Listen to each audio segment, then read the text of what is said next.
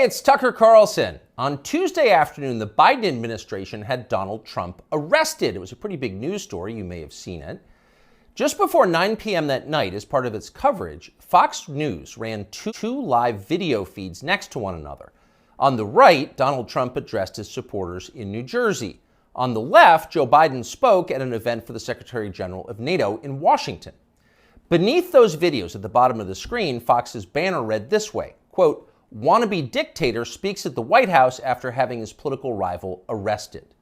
Those words were up for less than 30 seconds, but the effect was immediate. Inside Fox, the women who run the network panicked. First, they scolded the producer who put the banner on the screen. Less than 24 hours after that, he resigned. He'd been at Fox for more than a decade. He was considered one of the most capable people in the building. He offered to stay for the customary 2 weeks, but Fox told him to clear out his desk and leave immediately. Then the company issued a public apology for the 27-second-long wannabe dictator line. Quote, "The chyron was taken down immediately," Fox's PR department said, and then added ominously it was, quote, "addressed." That was all true, but it was not enough to save Fox News from the ensuing scandal. For a time in the rest of the media, Fox's assessment of Donald Trump's arrest seemed to overshadow Trump's arrest itself. Suggesting that Biden is a dictator, declared the Washington Post, quote, "crossed the line." Alexander Vindman agreed strongly. Vindman is the perennial MSNBC guest and full-time Ukraine promoter you may remember from Russiagate. On Twitter, he demanded that the Pentagon pull Fox News from all military bases. It is, quote, "absolutely unacceptable for American Forces Network to carry programming that directly, spuriously, attacks the commander-in-chief of American Armed Forces," Vindman wrote.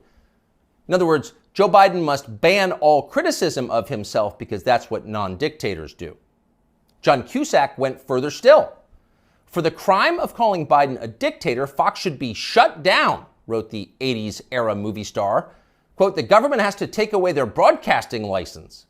And so on. It was all over the internet. Democrats were very, very angry. But why were they angry? If the banner on Fox was false, why the hysteria? Lies don't seem to bother anyone anymore. If some cable news producer had called Joe Biden a genius or accused him of being secretly Sudanese, would anyone be yelling about it? Would Fox News have apologized for it? Probably not. But calling Joe Biden a wannabe dictator, that stung. So you've got to wonder, if you're being honest with yourself, is Joe Biden a wannabe dictator? That question came up yesterday at the White House briefing.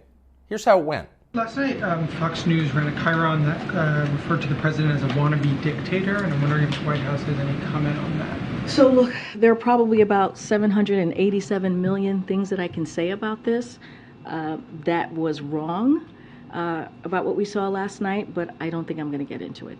There's no comment the White House has on it? I think I just commented. Oh, no comment necessary. Of course Joe Biden's not a wannabe dictator. Just because he's trying to put the other candidate in prison for the rest of his life for a crime he himself committed doesn't mean he has a totalitarian impulse. Come on, that's absurd. It takes a lot more than jailing your political rivals to earn the title wannabe dictator. That's the consensus in Washington tonight. And in some ways, for once, the consensus may be right. It is not a small thing to be a wannabe dictator. It's quite a process. There are a lot of steps. First off, there is the money. The one thing that all dictators have in common is they enrich themselves and their families, their tribe, even as the countries they govern grow steadily poorer and more desperate. They take kickbacks from businesses and from other dictators. They use the official functions of their government to funnel cash to themselves. They don't bother to hide the fruits of this.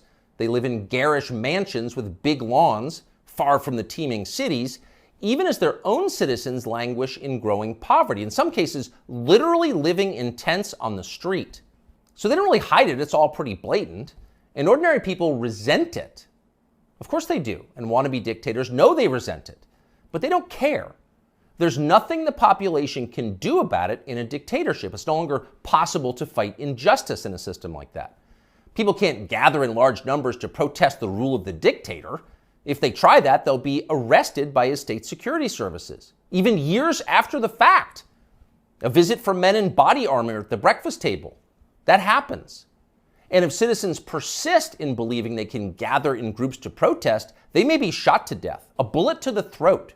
And then, just to make the humiliation complete, to make the lesson gin clear to everyone else watching, their relatives can be arrested for daring to complain that their children were killed for complaining. That actually happens in some places. Ask Ashley Babbitt's mother. Here she is in handcuffs. Babbitt's mother. You're arresting Ashley Babbitt's mother. You murdered her inside the Capitol, now you're going to arrest her? Come out of there. 101, have a transport response. Sidewalk. So don't be like Ashley Babbitt's mother, much less like poor Ashley Babbitt. She's dead now. That's the message a wannabe dictator would send. And by the way, it's not just public protest that would be banned in a dictatorship. You wouldn't be allowed to complain from your own home. Unauthorized opinions expressed on the internet would be censored. Go too far, press too deep, tell too much truth, and they'll just erase your opinions. They have no choice, really. It's a matter, as they say, of trust and safety. You must trust the leader, or else you will jeopardize his safety. Not that you really can jeopardize his safety at this point. The leader has nuclear weapons, and you don't. He'll remind you of that from time to time. And in any case, you're in the process of being disarmed anyway, along with everyone else who has shown questionable loyalty to the leader. Those who support the regime can keep their weapons and use them freely, including on public transportation. That's a core civil right for them. But for those who dissent from the program, self-defense is an unaffordable privilege. Turn in your guns, Mr. and Mrs. Peaceful Opposition. You're a danger to society, and we know who you are. And in fact, the wannabe dictator does know who they are because he knows everything. Technology has made him all-seeing. A report in Wired magazine just this week revealed that the highly non-dictatorial Biden administration is busy tracking the phones of millions of Americans without their knowledge and without bothering to get a warrant. And at the same time, the same non-dictatorial administration is stockpiling a massive trove of damaging information about these same Americans, to be used at some point, we are sure, for entirely noble purposes. So the administration now knows everything: where you spend your days, who you talk to, what you think, your porn habits. Not a big deal. The administration already knows what you buy, of course, because they've leaned on the big banks to turn over your confidential credit card information.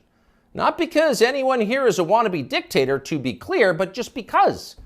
It's nice to have that information, just in case, in the words of the Fox News PR department, a situation arises that needs to be, quote, addressed. It's all totally normal. It's not a dictatorship, okay?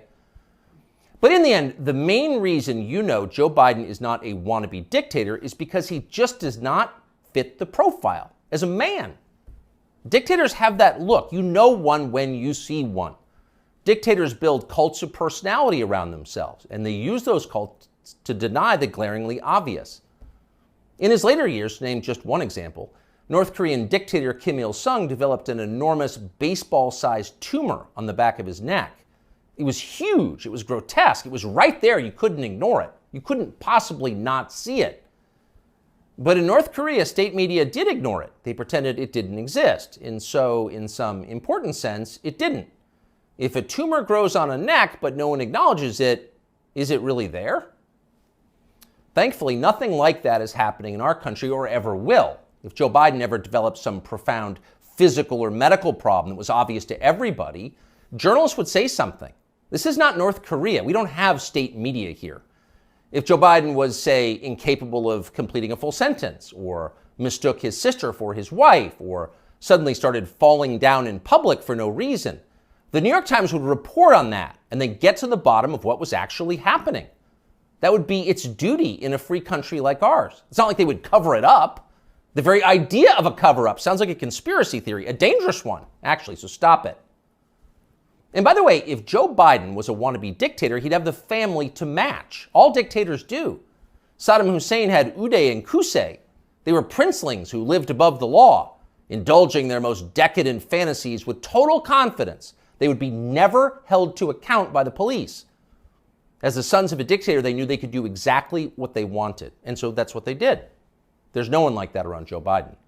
He doesn't have weird sex scandals at the heart of his family that no one in the media will ever talk about. He doesn't have a ne'er-do-well former nightclub-owning brother who's made a living for 30 years by being related to him. Not at all. That's dictator stuff. Joe Biden doesn't award ridiculous inflated titles to his relatives that the media are then required to take seriously. He doesn't call people doctor who didn't go to medical school and then force you to nod along like it's real when everyone knows it isn't. Nicolae Ceausescu did that with his wife Elena. Joe Biden would never do that. Nor does Joe Biden dress like a dictator. He doesn't do photo ops in mirrored sunglasses driving a sports car to convince you that he isn't frail and senile, but instead powerful, virile, and wise. That's just not his style. If Joe Biden was a dictator, he'd be wearing epaulets and carrying a tasseled riding crop, and he isn't yet, so calm down. If he was a dictator, Biden's speeches would look like Nuremberg rallies, a blood-red backdrop, armed soldiers by his side, screaming about crushing his eternal enemies. Honestly, Biden did come close to that one time last September at a speech in Philadelphia, but it wasn't in any sense dictatory. It was necessary. As MSNBC assured us at the time, quote, Biden aimed to showcase his faith in the military apparatus and its ability to back the democratic order. See, it was about democracy, not dictatorship. No cause for alarm. He is not a dictator. A dictator would stockpile ammunition for his own bureaucrats, including his tax collectors. He'd redefine the legal code to make disloyalty to the regime the most serious crime. He'd claim dominion over the most intimate parts of his citizens' lives. He'd define what attitudes they were allowed to have about sex and religion and how to raise their families. He would even, in his final grandiose stage of dictatorship, claim ownership of their children. And Joe Biden wouldn't do that. And to prove he would never do that, Biden just this week released this video. These are our kids. These are our neighbors. Not somebody else's kids, they're all our kids. And our children are the kite strings that hold our national ambitions aloft. It matters a great deal how we treat everyone in this country.